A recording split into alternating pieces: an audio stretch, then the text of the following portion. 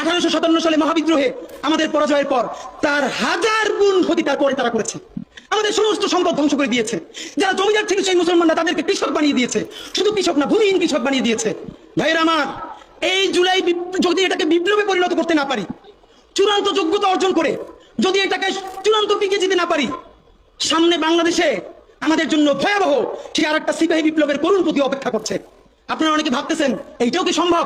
জামাতের ভাইয়েরা অনেকে বুঝে না, বলে কি করে সম্ভব? মনে করাই দেই, শহীদ নিজামী মুজাহিদ সাহেবেরা মন্ত্রী হিসেবে সর্বশেষ যখন সম্ভবত 2006 বা 2007 মন্ত্রী ছিলেন, বলেন তো তার কয় বছর পর তাদেরকে ফাঁসি দেওয়া হইল? 10 বছরও লাগে নাই। রানিং ফুল মন্ত্রী ছিল, লক্ষ লক্ষ মানুষ তাদের সাথে ছিল, তাদের মন্ত্রণালয়ে একটা পয়সার দুর্নীতি বের করতে পারে নাই। 10 বছরের মধ্যে মন্ত্রিত্বের পর তাদেরকে ফাঁসিয়ে দেওয়া শুধু হয় নাই, তাদের সন্তানরা তাদের জানাজাটা পর্যন্ত পড়তে পারে নাই। সংখ্যা দিয়ে হয় না ভাই, কোটি কোটি মানুষ দিয়ে সবকিছু হয় না। আজকে আপনারা প্রথম আলোর বিরুদ্ধে বলেন, এই যে আসার সময় বলতেছিলাম শায়েখরে, অনেকে বলে আমার দেশের কথা, আজকে শুধু বলি, পরশু জানলাম প্রথম আলোর 10 ভাগের 1 ভাগ বিনিয়োগ এবং আর্থিক সংগতি আমার দেশের নাই। 5 কোটি টাকা হইলে আমার দেশে একটা নতুন প্রেস কিনতে পারে, তাইলে পত্রিকাটা ঠিক মতো ছাপাইতে পারে, ভাড়া লাগে না, সেই টাকাটাও তাদের নাই। ভাই, ভালোবাসা দিয়া পয়সার কাজ হয় না। 50,000 টাকা যে এই লোকটার স্যালারি, এই কাজ যদি 20,000 টাকা দিয়ে করাইতে চান, কোনোদিন 50,000 টাকা রিপোর্ট এবং স্কিল আপনি পাবেন না।